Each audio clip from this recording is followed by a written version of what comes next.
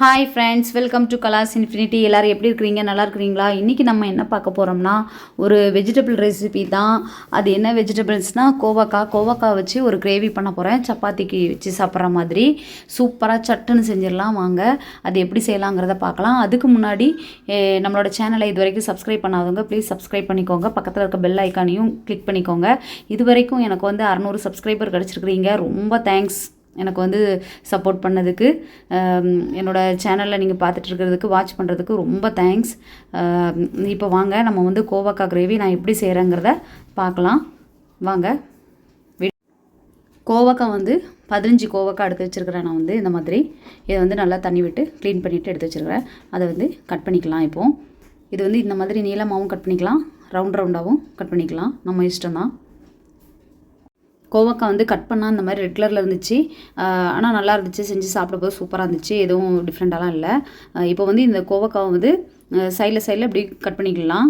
அந்த காம்பு side cut பண்ணிவிட்டு 4 பீஸாக கட் பண்ணிக்கலாம். இப்படி நீளமாக 4 பீஸானா ரொம்ப பெரிய பீஸாக கோவக்காய் நல்லா பெருசாக இருந்துச்சு அப்படின்னா 4 பீஸ் இல்லைனா கூட 5 பீஸ் 6 பீஸ் கூட அந்த மாதிரி கட் பண்ணிக்கலாம். சீக்கிரமாக நம்ம எண்ணெயில் இது போட்டு ஃப்ரை பண்ணுவோம். அதனால் அது நல்லா சீக்கிரமாக ஃப்ரை ஆகிற மாதிரி, ஈவனாக ஃப்ரை ஆகிற மாதிரி ஒரே சைஸாக அந்த மாதிரி கட் பண்ணிக்கலாம். இப்போ பாருங்கள், நான் அந்த மாதிரி 5 பீஸ் வர மாதிரி கட் பண்ணியிருக்கிறேன். இது மாதிரி நிறைய பீஸ் கட் பண்ணிட்டேன். இப்போது இந்த காய் பாருங்கள், உள்ளே கட் பண்ணும்போது க்ரீனாகவே இருந்துச்சு. ஒரு காய் ரெட்டாகவும் ஒரு காய் க்ரீனாகவும் இருந்துச்சு. பரவாயில்ல, ஆனால் நல்லா இருந்துச்சு. இது டேஸ்ட் ரெட்டாக இருந்தால் செய்ய வேண்டாம் அப்படின்ட்டுலாம் இல்லை, செய்யலாம். நல்லாவே இருந்துச்சு. காய் நல்லா கல் மாதிரி இருந்துச்சு, நல்லா ஃப்ரெஷ்ஷாகவே இருந்துச்சு. அதனால் நான் செஞ்சேன், சூப்பராக இருந்துச்சு. பாருங்கள், வேறு கலரில் தான் இருக்குது. இப்போ எல்லாம் நான் 15 காயும் கட் பண்ணி வச்சுருக்கிறேன். இப்போ நம்ம இந்த கிரேவிக்கு தேவையான மசாலா ரெடி பண்ணிடலாம். அதுக்கு வறுத்துக்கலாம். ஒரு சில ஐட்டம்ஸ் வறுக்கணும். பட்டை கொஞ்சம் இந்த மாதிரி சின்ன பீஸ் எடுத்து போட்டுக்கிறேன். ஒரு 6-7 கிராம்பு சேர்த்துக்கிறேன். அதான் லவங்கம். அப்புறம் 2 ஏலக்காய் சேர்த்துக்கிறேன். இதை நல்லா இப்போது ஃப்ரை பண்ணிக்கலாம். மீடியம் ஃப்ளேமில் வச்சுட்டு ஃப்ரை பண்ணிக்கலாம்.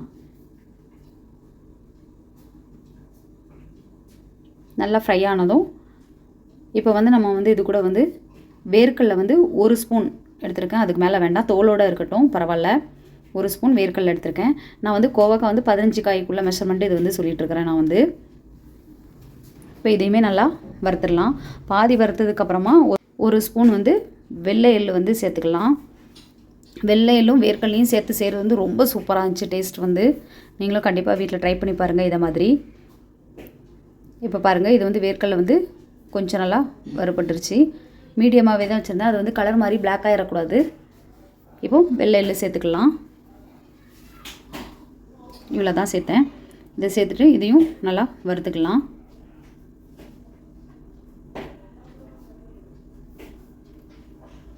கலர் ரொம்ப மாறக்கூடாது. எள்ளு லைட்டாக வறுக்கிற போது நல்லா ஸ்மெல்லு வருது, எள்ளோட ஸ்மெல்லு வருது. அந்த டைமில் நம்ம ஆஃப் பண்ணிடலாம். இப்போ பாருங்கள், அது கூட தேங்காய் பீஸ் இவ்வளோ தான். சின்ன பீஸ் தான் எடுத்தேன். ரொம்ப போடக்கூடாது, கண்டிப்பாக ரொம்ப போடக்கூடாது. இவ்வளோ தான். தேங்காய் இதோட கம்மியானாலும் சேர்த்துக்கலாமே தவிர இதை விட நிறைய வேண்டாம். இப்போது அந்த தேங்காவையும் சின்ன சின்னதாக கட் பண்ணி சேர்த்துக்கணும். அதுக்கு முன்னாடி அதை நான் மிக்ஸி ஜாரில் தனியாக எடுத்து வச்சுட்டு தேங்காவையும் சின்ன சின்னதாக கட் பண்ணி போட்டுட்டேன். அப்புறம் பூண்டு பல் 6-7 பூண்டு பல் தான். இஞ்சி இந்த சின்ன பீஸ் அவ்வளோதான். இந்த இஞ்சியும் சின்ன சின்னதாக கட் பண்ணிவிட்டு அதையும் சேர்த்துக்கிறேன். சேர்த்துட்டு இதையும் வறுத்துக்கலாம். எண்ணெய் விட வேண்டாம் வறுக்கும் போது. கொஞ்சம் மட்டும் நல்லா வதங்கட்டும், ரொம்ப பிளாக் ஆகிற வரைக்கும் வேண்டாம். பாருங்கள், இப்போ கொஞ்சம் நல்லா வதங்கி வந்திருக்குது.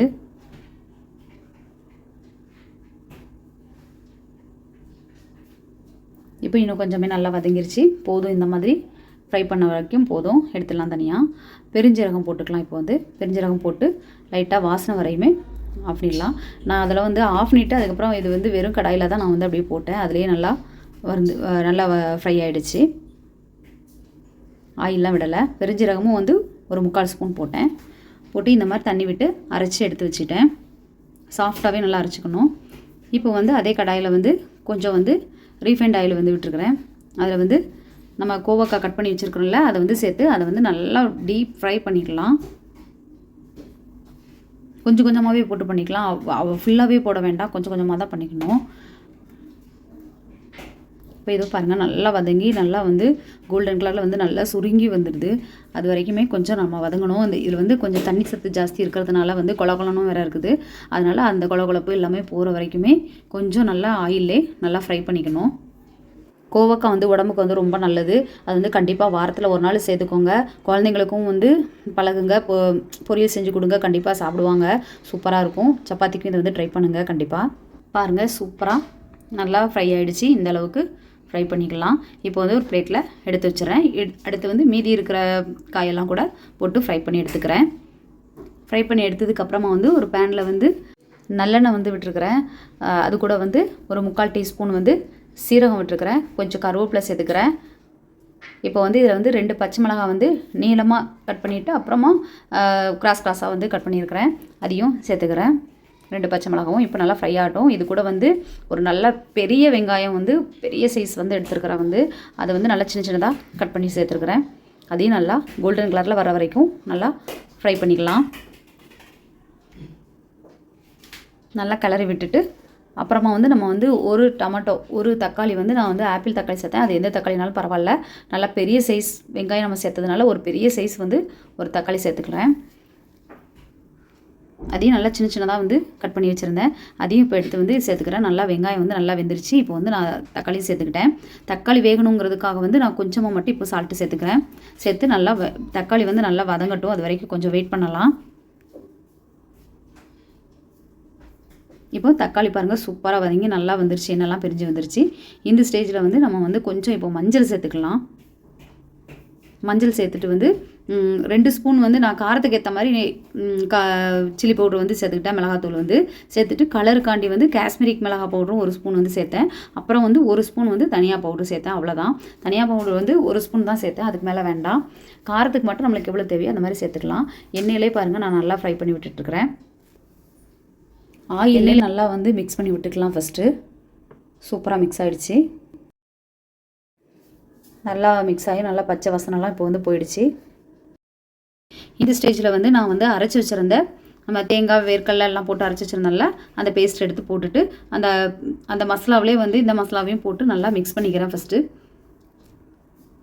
நல்லா மிக்ஸ் பண்ணிவிட்டு அதுக்கப்புறமா வந்து தேவையான அளவு நம்ம வந்து தண்ணி விட்டுக்கலாம். இப்படி நம்ம செய்யும்போது வந்து நல்லா கொஞ்சம் பச்சை வாசனை வந்து டக்குனுமே போயிடும். நல்லா இப்போ நல்லா கொஞ்சம் எல்லா மசாலாவும் மிக்ஸ் ஆனதுக்கப்புறமா வந்து பாருங்கள் நான் தண்ணி விடுக்கிறேன். தேவையான அளவு நம்ம விட்டுக்கலாம். எவ்வளோ கிரேவி வேணுமோ அந்த அளவுக்கு வந்து நம்ம வந்து விட்டுக்கலாம். நல்லா மிக்ஸ் பண்ணிடலாம். இஞ்சி பூண்டு வந்து பேஸ்ட் இருந்தால் கூட நம்ம வந்து வெங்காயம் போட்டுட்டு பெரிய வெங்காயம் போட்டுட்டு வதக்குறோம்ல அந்த டைம் கூட நம்ம வந்து இஞ்சி பூண்டு பேஸ்ட் வந்து 1 ஸ்பூன் சேர்த்துக்கலாம். இல்லை அப்படின்னா நம்ம வந்து இந்த மாதிரி அரைச்சி செய்யலாம். பாருங்கள் இப்போவே நல்லா கொதிச்சு வந்துருச்சு.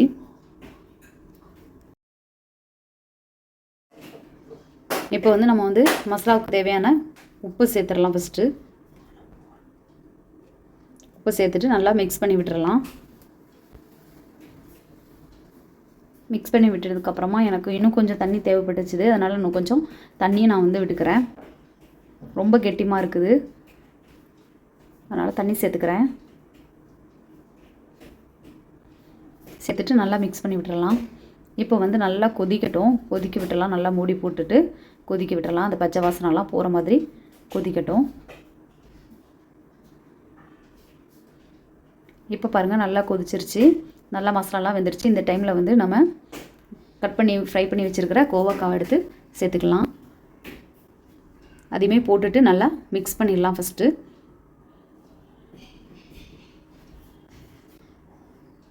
சூப்பராக மிக்ஸ் ஆகிடுச்சு. இப்போவே நல்லா எண்ணெய்லாம் பிரிஞ்சு சூப்பராக வந்துருக்குது. அங்கே பாருங்கள் கலரு கிரேவி எல்லாமே சூப்பராக இருக்குது. இப்போ நல்லா அந்த கோவக்காவும் போட்டதுக்கப்புறமா கொஞ்சம் ஒரு கொதி வந்ததுக்கப்புறமா இப்போ வந்து கரம் மசாலா பவுடர் வந்து சேர்த்துக்கிறேன். கொஞ்சம் 1 ஸ்பூன் தான் சேர்த்தேன். சேர்த்துட்டு அதுக்கப்புறம் பாருங்கள் அதையும் ஒரு கலரி விட்டுட்டு கஸ்தூரி மெத்தி இருந்தால் போட்டுக்கோங்க, இல்லைன்னா வேண்டாம்.